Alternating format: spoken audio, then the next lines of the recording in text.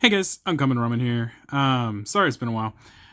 Normally I do videos on board games to kind of show the community what's inside the board game, and also just to kind of review how the board game is, and occasionally to teach rules in the board games. And also in the future you can look forward to quicker rules explanation videos. But for now, occasionally I get really excited about a product that comes out because being a hardcore gamer that I am, I don't just play board games. I also get into other types of games like Star Wars Destiny, Yu-Gi-Oh, Magic, you name it. And like I said, occasionally I get really excited about a product that's coming out and I have to show it on the channel. This one today is going to be about Magic the Gathering, and specifically the most recent set, which is War of the Spark. The reason that I wanted to do a focus on this one is because it is the first time that we will see uncommon planeswalkers, and the set's been out for a couple of weeks now, so everyone kind of already knows that. But for those of you who aren't like huge Magic fanatics, uncommon planeswalkers don't happen. Back in 2007, the first planeswalkers were printed in the Lorwyn set, and they kind of broke the game. They were a bit too powerful, not because their abilities were too powerful, but they, if I remember correctly, they could take damage in lieu of the player, and vice versa. It was just a crazy system. And then when Dragons of Trakir dropped, I believe they did a rules fix where it kind of balanced out planeswalkers so that they weren't as powerful, and thus I guess evened out the field. But planeswalkers have always been kind of a rare, mythic rare situation where they didn't show up very often. When you pulled a planeswalker out of a booster pack, it was kind of something to celebrate. It was a very rare occasion.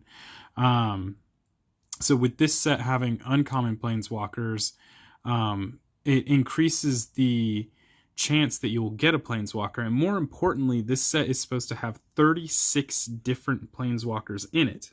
So it's the first set to have that kind of saturation for planeswalkers. And again, more importantly, according to Wizards, you're supposed to get a planeswalker in every single pack. So I think that's super exciting. It used to be when new sets came out, I looked forward to certain singles and the lands that they had in there, because lands retain a good chunk of value. But this is the first time where I got really excited just simply because there's so many planeswalkers. There are two cards we're going to be looking out for. One of them is Liliana Dreadhorde General, which is the most expensive card in the set right now. And then also Nicol Bolas, which is in his current form the second most expensive card in the set so far. Also keep your eye out for God Eternals. If you played during Amonkhet, they had the monocolored gods. They are now reprinted as God Eternals, and some of them have gotten better and some of them have kind of fallen from grace, I guess you could say. Not a huge fan of Ronus, I think his name is, in God Eternal form, whereas his God form in Amonkhet was much better. So I went ahead and grabbed a booster box. I'm not going to go through the commons and uncommons, or I might go through a couple of uncommons, just simply because I don't want this video to be too long, and also because this isn't it's really a spotlight on what kind of rares and more importantly the planeswalkers. So I guess I'll go over some of the uncommons because you're supposed to get a planeswalker in every pack. So let's just jump in. This was also, as far as like storyline, one of my favorite stories to follow. I think they did a really good job. I don't know if they just closed out Nicol Bolas forever or if they're going to try and bring him back later. but it should be interesting. So there's the token, the land, and Massacre Girl. Oh, I thought that was going to be a vampire. When she enters play, each other creature gets -1/-1 until its turn. Whenever a creature dies its turn, each creature of the... Well, that's cool. So our Planeswalker is Jaya Ballard. And this right there goes to show it's uncommon. Jaya, they don't have a plus. So any of the uncommons, they're going to come in with a static ability and a minus ability. So if you don't have a way of putting any kind of I can't remember the name of it, but if you can't plus them, they can't. You pretty much will lose them after minusing too many times. This is another card that's getting a lot of attention, which just it's a very good card for the cost. So just keep going. There was a recent article that named Magic the Gathering as one of the most complicated games. I'm sorry, I didn't want to go through the comments. Which I found when I heard that I had to say that I felt like Yu-Gi-Oh! Blast Zone. This is a interesting land actually. It mixes a land with what I believe, if I remember correctly, Powder Keg. In that it destroys each non-land permanent with converted mana cost equal to the number of charge counters on it. So if I remember correctly, it's the same thing that Powder Keg does. So this mixes it with a land, and I think that's really cool. So you can use it for mana, or you can actually just blow it up.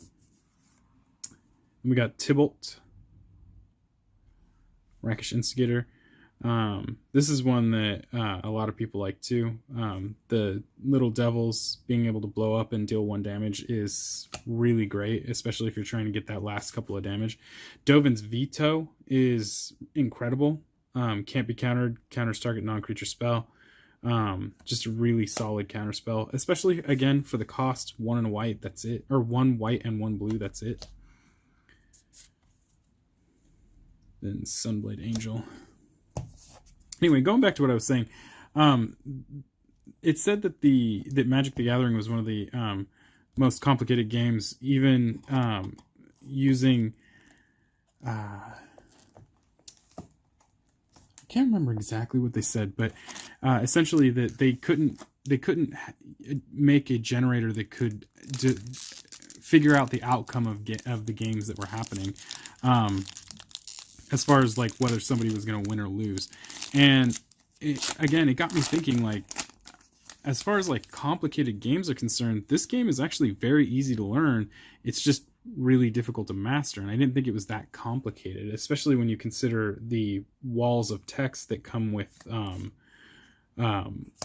Yu-Gi-Oh! Swamp. Vivian. Oh, foil. Very nice. This is... I want to say the second time I pulled a foil Vivian. Very cool Planeswalker. Creature based again. I want to see this get play, but it just hasn't seen a whole lot of attention, which means I have another rare. Oh wow! 2 Planeswalkers in the same pack. Jace, Wielder of Mysteries. This guy rewards you for decking out. You win the game if you no longer have any cards in your library. Really cool card. I haven't seen any play of it so far. I'd love to see it. I just recently was on MTG Arena, and I was playing a white-blue control, and the guy I was playing played the enchantment that says that whenever they draw a card, their opponent discards the top 2 cards of their deck. And they completely milled me, and I really had wished I had this in my sideboard when I played against that guy, just so that I could pop it into play and deck myself and win. But alas, I did not. Heartwarming Redemption.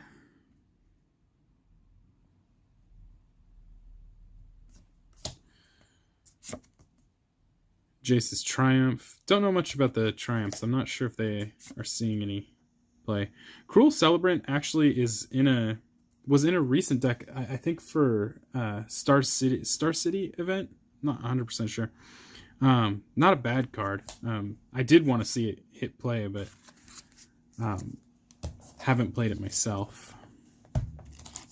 So yeah, I play a white blue control that actually was inspired by the Star City white blue control in the most recent, I think it's Star City, in the most recent event, as well as an Is It Phoenix, because I just want to be one of those people, I guess. And this set gave a lot of really great support for both those decks. The Wolf, a Mountain, Oath of Kaya. Very cool.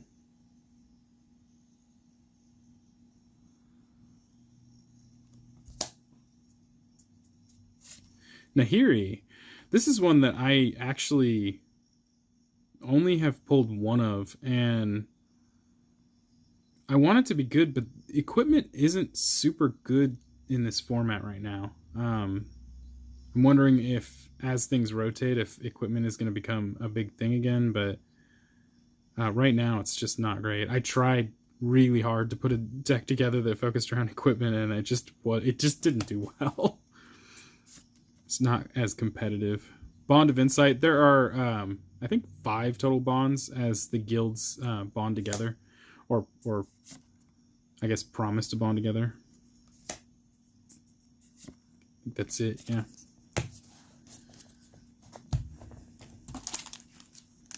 So again, we're looking for Nicol Bolas, which I understand is insanely difficult to get. I talked to a guy who said that he opened several boxes of boosters and only got one.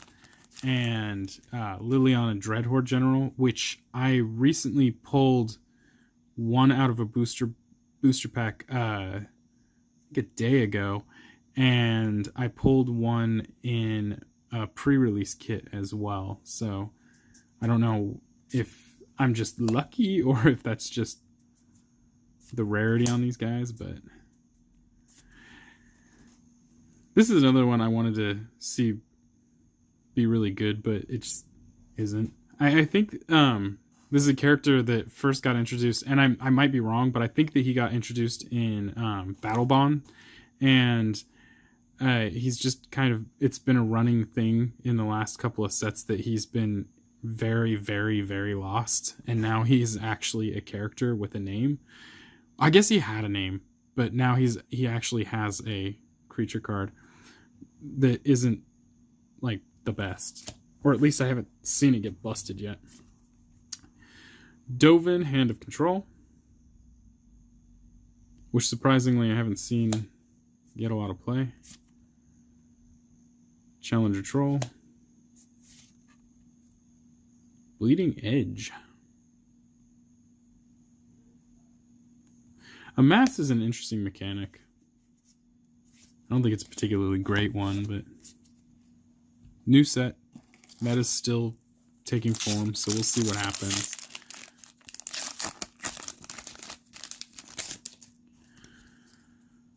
Up next, we got a Servo, an Island, and Chandra, Fire Artisan. The mono red decks that are running Runaway Steamkin and Chain Whirler are very happy to see this one. This one, I actually was in the mono red Star City deck, a 4 of, and it's one of the first time. I won't say the first times, but it's been a while since Chandra has had a really great printing, and this is one of those printings.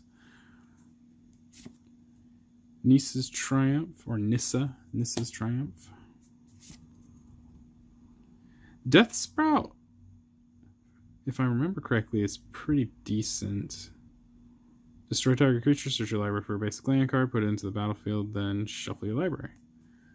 It's not bad. Too bad black-green isn't seeing a lot of play. Johnny's Pride Mate was a shock to me that they would reprint it so soon, especially considering it's in M19, and I don't think that's cycling just yet. Not for a bit. At least not till M20 gets announced. Who knows? Also, that is the second time, earlier in the pack when I pulled the Jace and Vivian combination, that is actually the second time I've opened a pack that had 2 Planeswalkers in it, both of them rare, and one of them foil.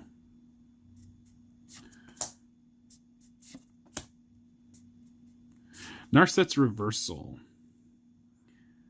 has the potential of being a really great card.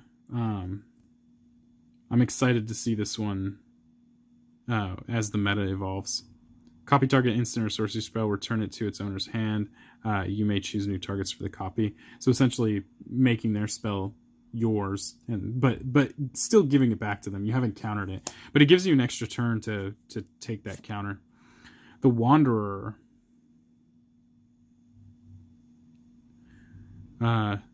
Semi-platinum angel effect? No, that's not true. I guess it's unique to itself. Basically prevent the damage, but obviously she becomes a huge target. Exile target creature with power 4 or greater. Not a bad -2 either. Pretty cool. Heartwarming Redemption. Cyclops Electromancer. Spark Harvest. This is the one where it shows one of the zombie army dudes harvesting Domri's Spark. And again, that's a shock to me because Domri was actually helping Bolas. Or at least he wasn't impeding Bolas's progress because he wanted old Ravnica back, I guess. Or he wanted more Rubble Belt. So it shocked me that he got harvested. I believe Domri is now dead. I wish Teferi's Time Twist was better. I really wanted that one to be a good card. These guys are cool. So the zombie army, I'm hoping to get a couple more. There are actually 3 different arts for it, and each art either goes from having very few of the zombie army in it to having a lot. In this case, it has a lot, and the next step down only has a couple, and then the next step down from that only has him on it. If I get a few more, I'll show you, but it's pretty cool. I thought that was neat. Island. Ignite the Beacon. Search your library for up to 2 Planeswalker cards, reveal them, and put them into your hand, then shuffle your library. I wonder if that's going to be any good. Seems like it has potential. Kiora, Behemoth Beckoner. Whenever a creature power 4 or greater enters the battlefield under your control, draw a card. Not bad. See, this would be really great if Mono Green Stompy was still a thing. Super good if Mono Green Stompy was still a thing. Dang. That makes me want to play Mono Green Stompy again. Tyrant Scorn. For 1 blue and a black, target creature with converted mana cost 3 or less, or return target creature to its owner's hand. So either a bounce or a destruction. Not bad. Especially for that cost. Again, blue and a black. So good. Ral's Outburst. Very cool. It gives a short... so in Guilds of Ravnica, the Ral Planeswalker, his +1 is to draw 2 cards, put 1 into the graveyard, and put 1 into your hand. This has that ability, so it's pretty cool. Those are commons. Haven't seen a God Eternal yet, and we haven't seen any of the either Liliana or Nickel. But again, I don't expect to find Nickel in this. A lot of people are saying it's very difficult to find, but I'm actually kind of surprised we haven't seen a God Eternal yet. Zombie Army, Mountain, Perhelion. This one was really cool, but I wish it didn't cost 8. I think this would be a really cool bustable card, but it's just too expensive. Saheeli. This is one I really wanted to talk about. Saheeli Sublime Artificer. This is fantastic for Is It Phoenix. I remember watching a YouTuber, and I want to say he was a YouTube streamer. He was talking about cards that he had added in from War of the Spark, and one of them, specifically to Is It Phoenix, and one of them was Saheeli Sublime Artificer.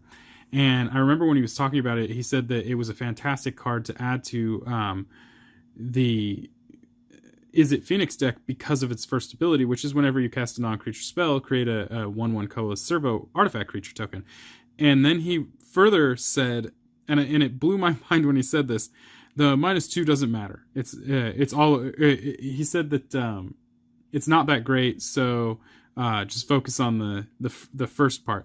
And it shocked me because if you read the -2, it says target artifact you control becomes a copy of another target artifact or creature you control. Target artifact or creature you control.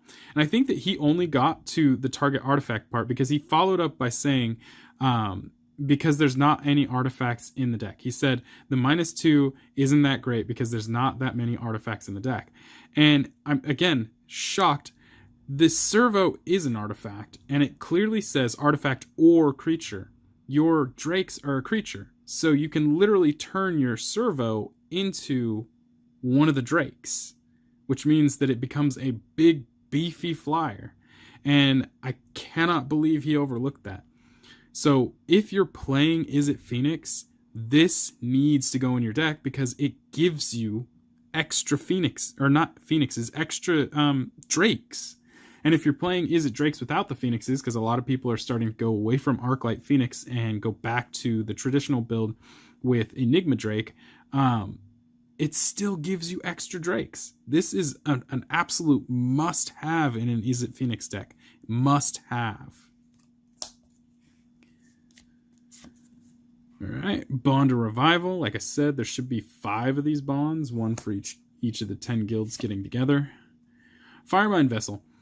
This one was cool to me. I know it costs 4. It also comes in the battlefield tap. Not great. I thought it was cool because it added 2 mana of different colors, and it was the first time that I had seen anything that added 2 mana of different colors. A lot of the time when I had seen something that taps for 2 mana, it was 2 mana of the same color, or 3 mana of the same color, or generally just colorless. So when I saw a different color, it excited me, even though I guess it shouldn't.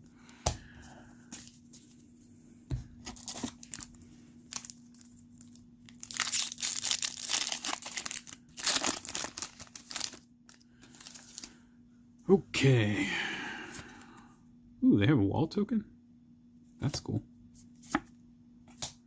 No emblems. Ah, Nissa, Who Shakes the World. This is another one that's not seeing a lot of, I guess, popularity. I'm not sure if it's just because right now green is not horribly popular. Green black is not horribly popular. Green blue is incredibly popular, but this really wouldn't fit in a green blue deck.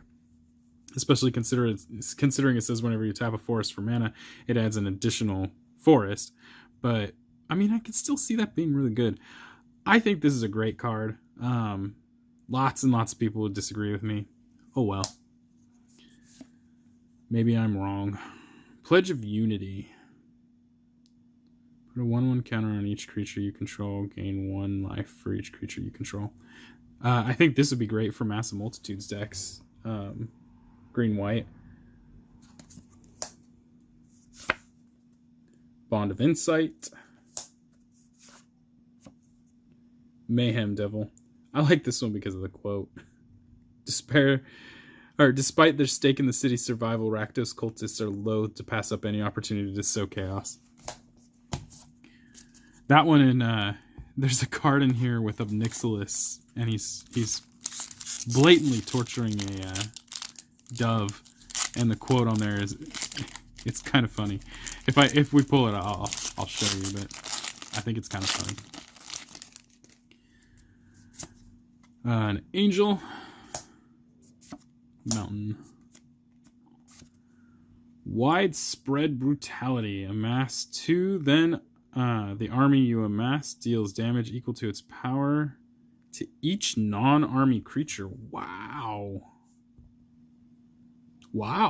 So if you're doing a mass deck, that is a really great board wipe.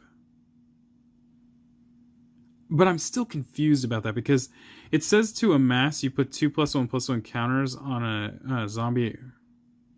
Oh, on an army you control. If you don't control one, create a 0/0 black zombie army creature. Are there more armies that I'm not aware of? Maybe there is. Narset, Parter of Veils. This is a very good card.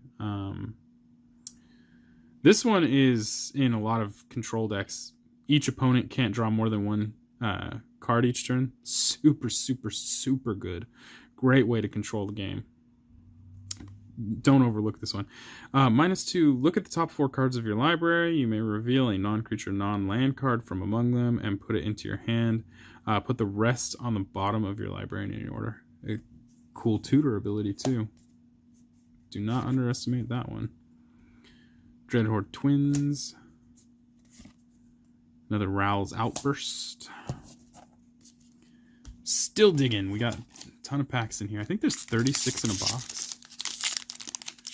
36 in a box.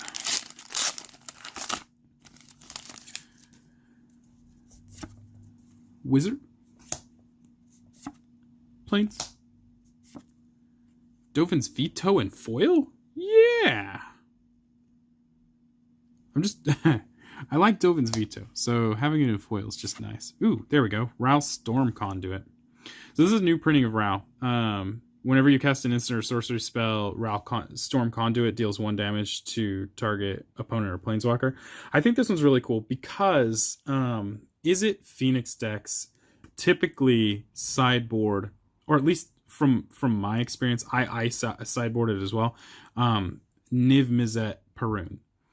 And Niv Mizzet Perun says that whenever you cast it's either instant or sorcery or non-creature, you get to draw a card, and every time you draw a card, you deal 1 damage to an opponent. It might be opponent and planeswalker, or planeswalker, but either way, Ral Storm Conduit is roughly the same ability. Then his +2 is to Scry, so Scry is always good. There's just no 2 ways about it. Scry is always good. And then -2 when you cast the next instant or sorcery spell this turn, copy that spell, which is great, especially if you're looking for that extra edge damage from like a shock or something like that. So Ral Storm Conduit, I would put it into the sideboard because I think that Ral Is It Viceroy is still a better card for that deck because it lets you discard cards, and ultimately what you're trying to do is discard the Phoenix into the graveyard. But it's a great sideboard card for that kind of, damage. Liliana's Triumph. Emergence Zone.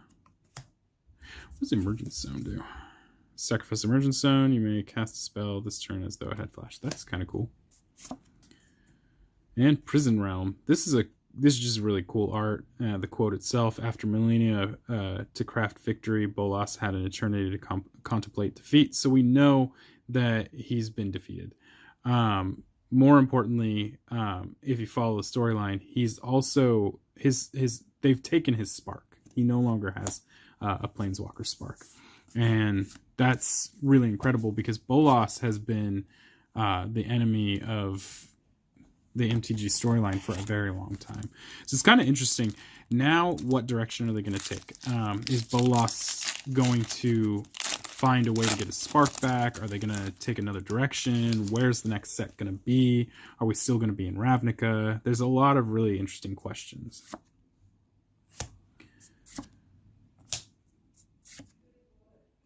Plane-wide Celebration. 5 and 2 green. That's 7. Choose 4. You may choose the same mode more than once. Create create a 2/2 citizen creature token that's all colors. Return target permanent card from the graveyard. Proliferate or gain 4 life. That's garbage. That would be so hard to cast. Jing Yengu, Wildcrafter. The one time that I know he showed up was in that celebration deck that had him and the other blue planeswalker that I actually don't know the name of.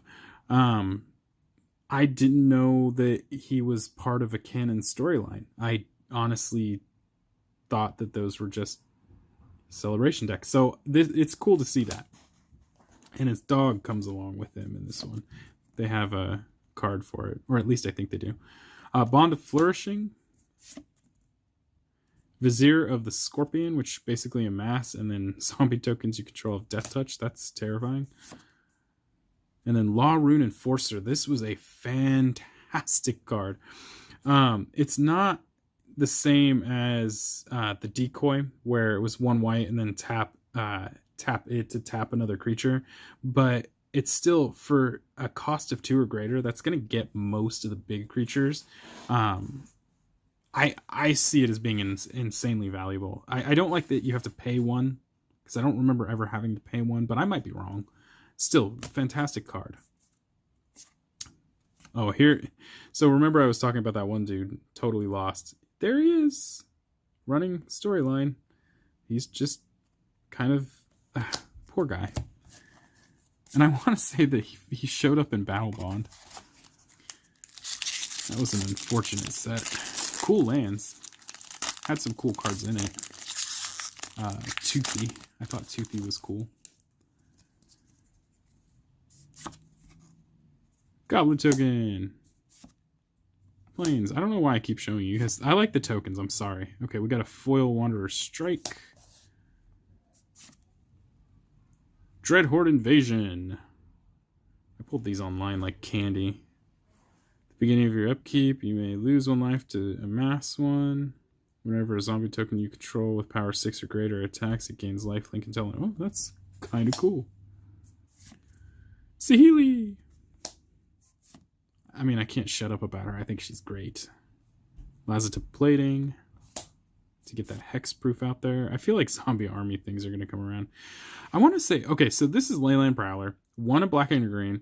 Death Touch lifelink. Add 1 mana of any color. I don't know if this was their attempt to bring black-green into the forefront, but it just doesn't seem like it's enough. There just isn't enough.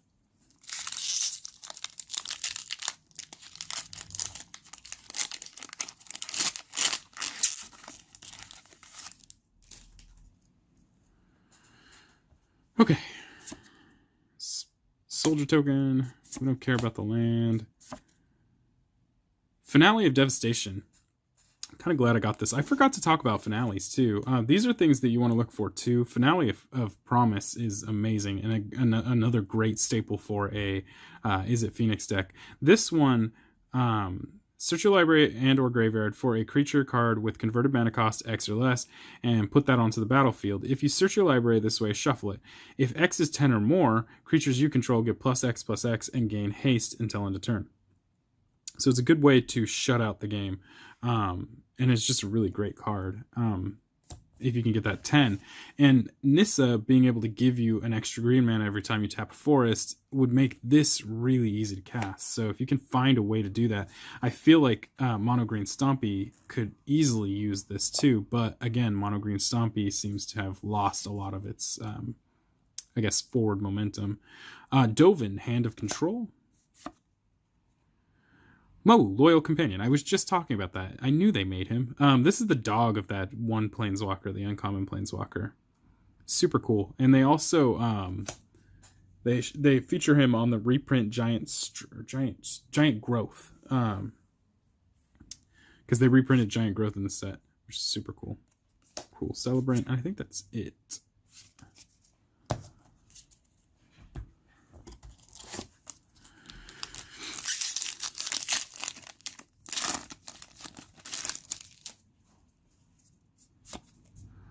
Zombie Army. Swamp.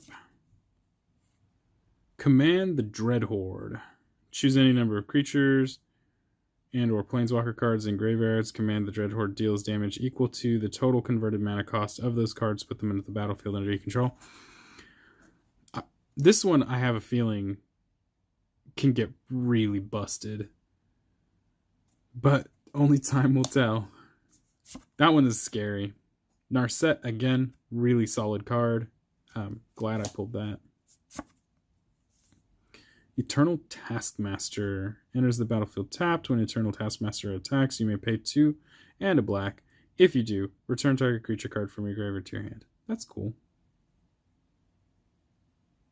Very cool. And Vizier of the Scorpion. Another zombie. Maybe the zombie decks will have a resurgence. I know that somebody told me that Open the Graves is becoming popular again. Maybe we'll see a resurgence. Okay, so this is the first zombie army I was talking about, where you see nothing in the background except for like one dude there and some dudes way in the background, but just this guy in the foreground. I think that's really cool. They need to do that more often. We have a Spellgorger Weird, which I think is so funny because the front card was a Spellkeeper Weird. And it's foil. I don't know what I'm doing. Bolas's Citadel. This one's receiving a lot of attention. I've pulled 2 so far. This would be my 3rd. It seems like it'd be very difficult to make this work, but I've seen people break things that were a lot less difficult, so who knows? Samut, Tyrant Smasher. Creatures you control have haste. Target creature gets +2/+1 and gains haste. What? Why give it haste if it... that is so dumb. I'm sorry. That makes no sense. Why give it haste if all your creatures get haste anyway? Okay. That doesn't make any sense to me. This is Triumph. Prison Realm. Cool.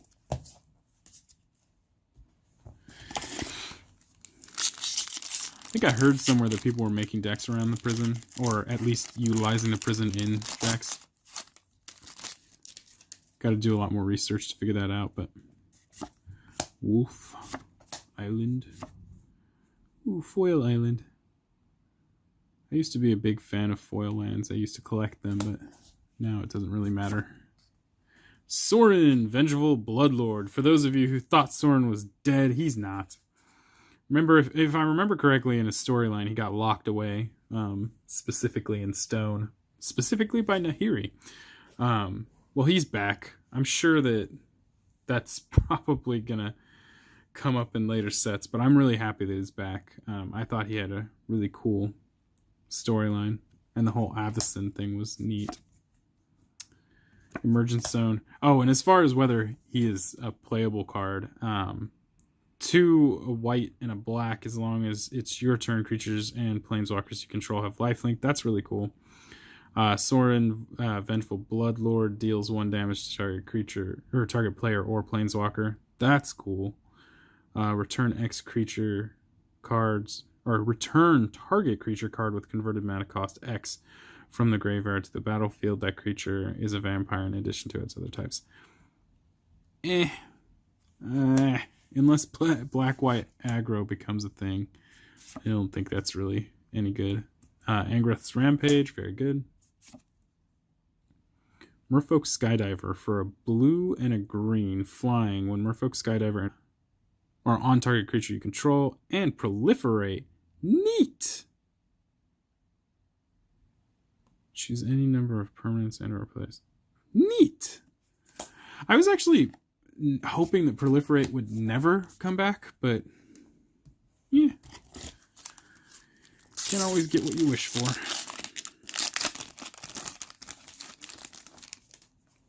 McCammer Forest. Commence the endgame. For 4 and 2 blue, this spell can't be countered. Draw 2 cards, then amass X, where X is the number of cards in your hand. Huh. For 4 and 2 blue. Obnixilis, Hate Twisted.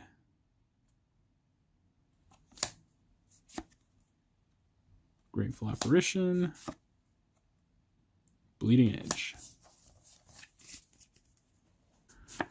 Right, Dragon, Forest, Karn's Bastion. add 1 colorless, and then 4 to tap to proliferate. Either A, they're trying to solidify modern / commander play, or B, they're really planning on bringing proliferate back, and I really, really, really don't want that. Well. Arlen, Voice of the Pack. This is actually the first time I've seen this one. Each creature you control that's a wolf or a werewolf enters the battlefield with an additional +1/+1 counter on it.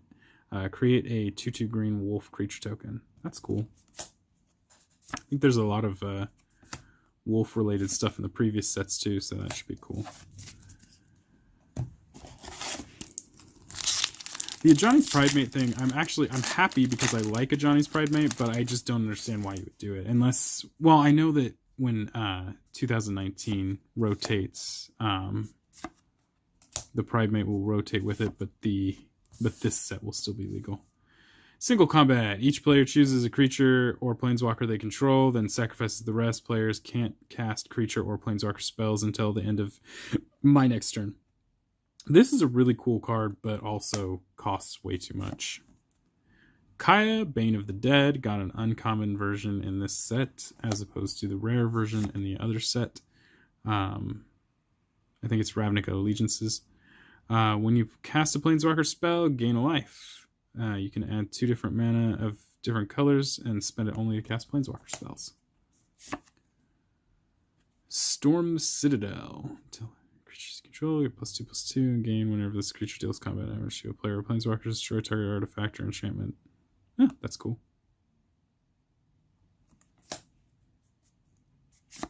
Giant Growth. That's what I was talking about. They brought Giant Growth back, guys, and it has his dog on the front.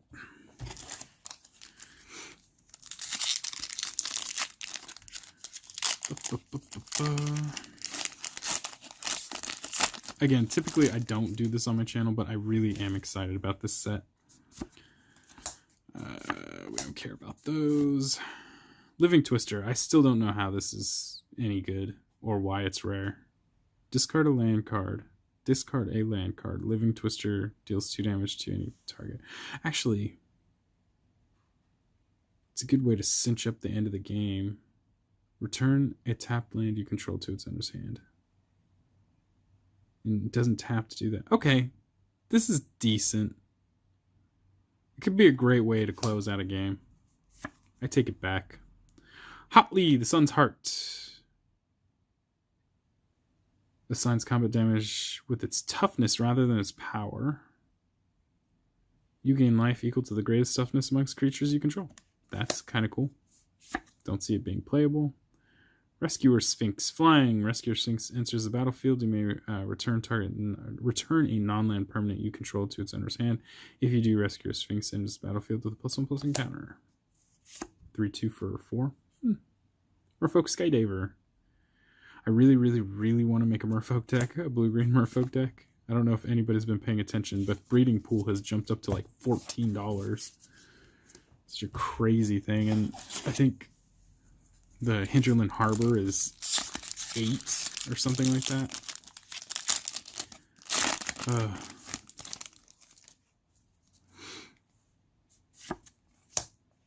Ooh, that's cool. I've never seen this guy. I like tokens. I like any way to make the game prettier. Dreadhorde Invasion. That's so what to me. Kiora Behemoth Beckoner, though. Again, I really wish that mono green was a thing still. Invade the City. I'm so glad I pulled this. Invade the City is another really fantastic card for, is it Phoenix? That can be put in for 1, a blue and a red. And if you're still running Goblin Electromancer, it's actually only a blue and a red, to amass X, where X is the number of instant and sorcery cards in your graveyard. So really, honestly, super solid, because that's what your Drakes are anyway. The only downside being that the token doesn't have flying, but then there are cards like Crash Through for 1 red that gives them, I think, +1/+0 and Trample, and you get to draw a card for 1 red, and it is also an instant or sorcery, therefore helping out the deck in general. So this is another really great card to put in the deck. And then Challenger Troll. think that's it. No God Eternals yet. No Bolas. No Liliana. Still some really cool cards. It's been a while since we saw a rare Planeswalker. Let's get that rare Planeswalker. Zombie Army. Okay, so here's the second stage. So in the third one, there's tons and tons of zombies right here in the background. In the first one, this guy and this guy aren't there. And so this is the second stage where everything has moved a little bit closer. And again, I just think that's really cool. What do I know? Deliver unto evil. Choose up to 4 target cards in your graveyard. If you control a Bolas Planeswalker, return those cards from your hand. Return those cards to your hand. Otherwise, an opponent chooses 2 of them. Leave the chosen cards in your graveyard. Put the rest into your hand. Exile. Deliver unto evil. For 3? That's not bad. That's not bad. That's not bad. Teo, Shield Mage. I want to say something. During the pre-release, you could get this guy, because I got one, time-stamped. I don't know if that's for all of the uncommon Planeswalkers, but I definitely got one of these guys time-stamped, and it was kind of disappointing. Mo. D-Spark. So this is exile target permanent with converted mana cost 4 or greater, with a cost of 1 white and 1 black. And Liliana whispered to whatever consciousness Oketra and Bantu had left. You are the gods. He is the usurper. You know what to do. And this is where they literally take a spark. Roughly in the same way that they took Domri's spark. This is Gideon writing Rakdos, and Rakdos not being super happy about it.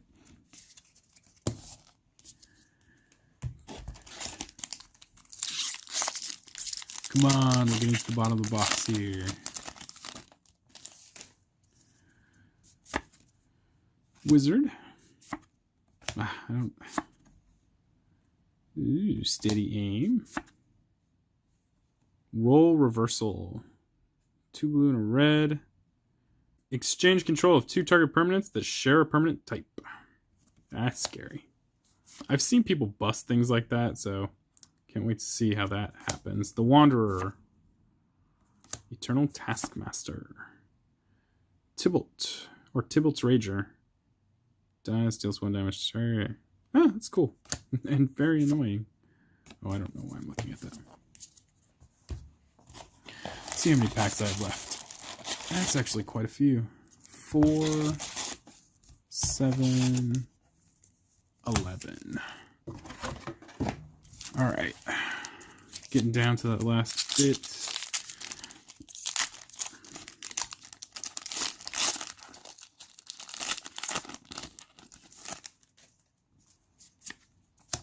Assassin, Swamp, Blast Zone. I think I have 5 of these now.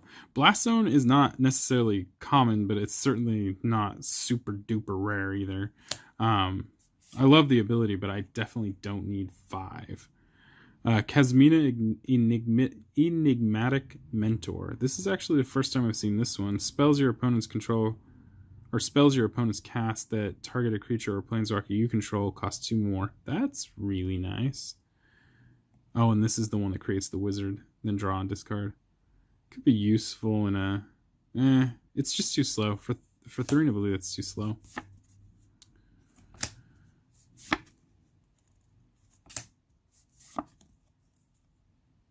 Bloom Hulk. When it enters the battlefield, proliferate. Love proliferate. So happy with proliferate. Go away, proliferate. I just have nightmares of that ability.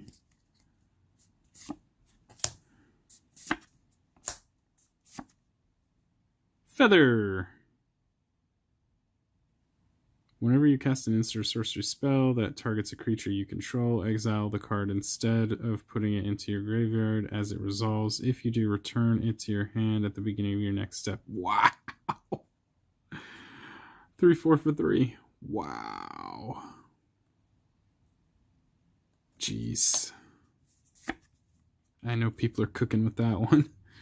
Vraska, Swarm's Eminence. I'm actually surprised that this one, that Vraska only got a uncommon, but in this particular format, at this particular time, Vraska has actually 3 different iterations, one from Ixalan, one from the most recent, or from Guilds of Ravnica, and now one from War of the Spark. So maybe it was just time for her to not have another rare version. Dovin's Veto, can't complain about that. Jace's Triumph. That was all the uncommons for there.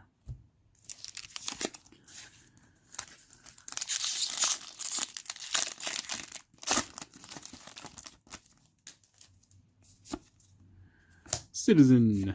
Mountain.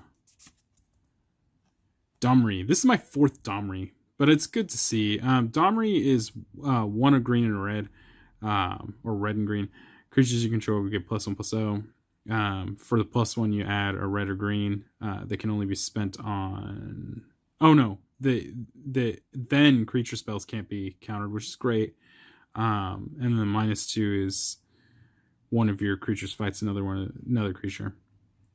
I think this is a really great Gruul mid-range card. I'm not a particular fan of Gruul mid-range, but great card. Domri's Ambush. +1/+1 counter on target creature you control, then that creature fights. But it can fight a planeswalker as well, so that's cool. Storm the Citadel. I think that's it, yeah. Oh, this is the Obnixilis card that I was talking about. I didn't realize it was common. Obnixilis' Cruelty, where he's torturing a dove, and it says, trapped on Ravnica with no affection for either side, Obnixilis sought gratification in random acts of torment.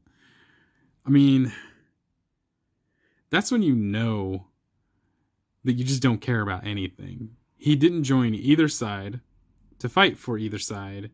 He just randomly went around and tortured things. To me is intense.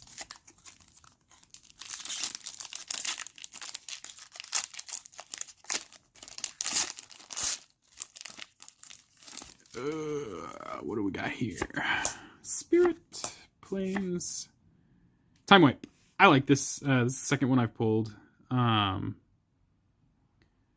Return a creature you control to its owner's hand, then destroy all creatures. It's a really cool board wipe, but it does cost 5, and I don't know how viable it is. It's a great way to bring it down to 1. Ashiok, Dreamrender, another great one. Spells and abilities your opponents control can't cause their controller to search their library. Basically shut down tutoring abilities. I like this card.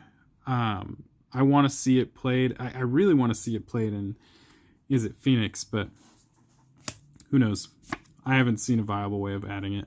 Love Tyrant Scorn. Domri's Ambush. At least not without getting rid of something that I really would rather have in the deck. Plus, I'm trying to keep it as thin of permanent cards as possible, so that we're just working on instants and sorceries. Maybe the meta will evolve and find a really efficient way to use it, though. Who knows? Zombie Army. Foil Lazatip Plating, which is kind of neat looking. Vivian's Arcbow. I really wanted this card, so I'm kind of glad that I got it.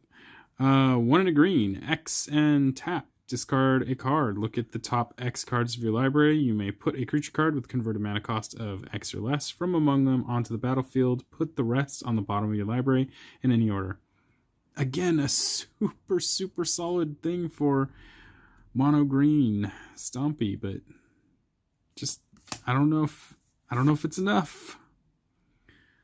Davriel Rogue Shadow Mage. At the beginning of each opponent's upkeep, if that player has 1 or fewer cards in hand, Davriel Rogue Shadow Mage deals 2 damage to them. Target player discards a card. I don't know how I feel about that, especially considering he only has 3 loyalty. Loyalty was the word I was looking for. I don't know how I feel about that card. Lazatip Plating. So I pulled a Lazatip Plating foil and a Lazatip Plating in there. Tybalt's Rager. Solid.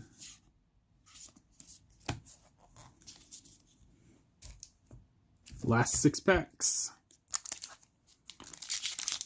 Not upset about this pull. I think I've only pulled one. What are they called? Finales? I've only pulled one finale. I haven't pulled any God Eternals. I haven't pulled any God Eternals. Wow. Zombie Army. Swamp. I don't know why I'm showing that. Teferi, Time Raveler. This is this one I think is $15 right now. On that note, Teferi, Hero of Dominaria, has dropped down to $40, and I remember it peaking at something like $80 to $90. So it's really interesting to see that drop in price, as well as Karn, Scion of Urza, if I remember correctly, has dropped down to 14, something low, which surprises me because I believe that one peaked around like the $40 to $50 range. Teferi, Time Raveler. You can only cast spells like sorceries. For +1, you can cast as if you have flash. And for -3, return up to 1 target artifact, creature, or enchantment to its owner's hand and then draw a card. Really, really, really solid control. Really solid control. Challenge Troll. 10th District Legionnaire. Augur of Bolas. This is something that can go into Is It Phoenix, and I've seen people splash it into Is It Phoenix. I personally have not, because again, I am trying to keep away from permanents. It is a 1/3 body, however. When it enters the battlefield, look at the top 3 cards of your library. You may reveal an instant or sorcery card from among them and put it into your hand, and put the rest on the bottom of your library in any order. I don't find there to be a whole lot of trouble drawing cards with that deck, especially, again, I run Is It Viceroy. I haven't found a way to put this in my deck in a way that satisfies me anyway. And that's it. But it is a card that people are talking about and people have splashed in their Is It Drakes.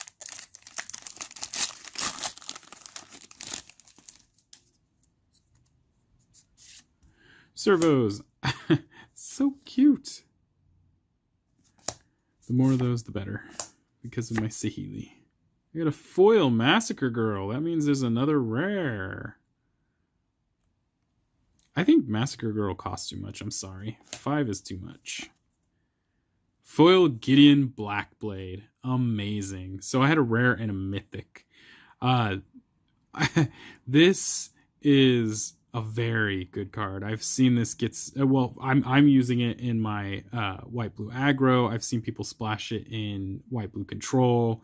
I think it's in a white black deck, Orzhov deck of some sort. It is just there's so much to talk about on this one. As long as it's your turn, he's a 4/4 human soldier creature with indestructible that still is a planeswalker. You prevent all damage that would be dealt to Gideon Blackblade during your turn. Its +1 is up to one of your target creatures gains vigilance, lifelink, or indestructible until end of turn, which there's no downside to that at all. And then the -6 is to exile a non-land permanent, just straight up any non-land permanent. So good. And again, a really solid control. Plus it gives you a body, just a 4/4 body to swing with. I have no complaints about that. Just a really great card. When I saw that, all the Gideons, if I remember correctly, turn into creatures, but that one by far is one of the best. Hotley's Raptor. Green-white. 2/3 vigilance. When it enters the battlefield, proliferate.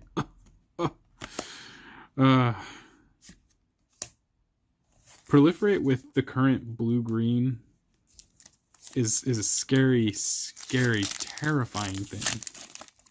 Especially the scary blue-green that I want to build.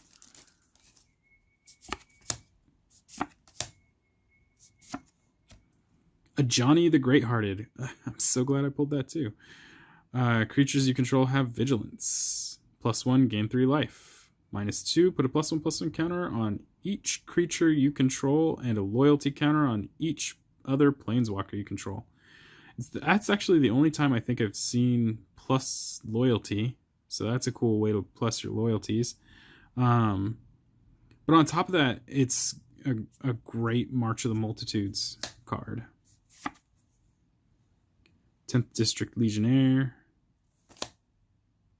Haste Bear. Whenever you cast a spell that targets 10th District Legionnaire, put a +1/+1 counter on 10th District Legionnaire, and then scry. Oh, that's very good. Very good for a bear. Flying, First Strike, Vigilance, Lifelink. 3/3 for 6. D-Spark. Super happy. That's very good. Oh, sorry.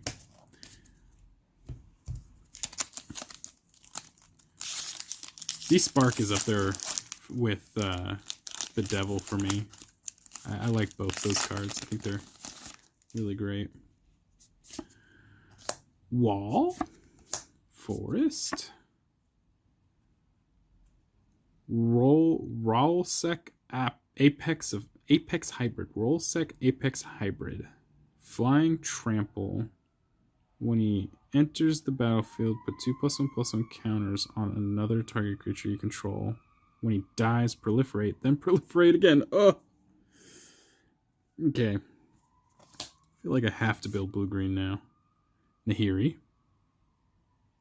And I wish, again, that equipment was actually useful, but they're just not doing it right now. I miss Mirrodin days with mono-white equipment decks. Those were fun. But, I mean, who wasn't playing Ravager, I guess? No equipment needed for that. Karn! Sweet! I really wanted a Karn. The Great Creator. Activated abilities of artifacts your opponents control can't be activated. That's rude. Until your next turn. Up to one target non-creature artifact becomes an artifact creature with power and toughness, each equal to its converted mana cost. You may choose an artifact card you own from outside the game or in exile, reveal that card and put it into your hand. Wow.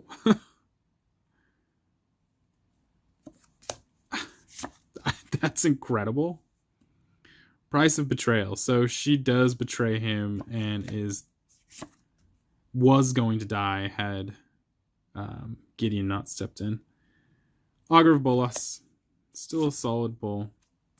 Excited about that Karn, and I might have to pick up a few more because those are powerful. This is the last pack, guys.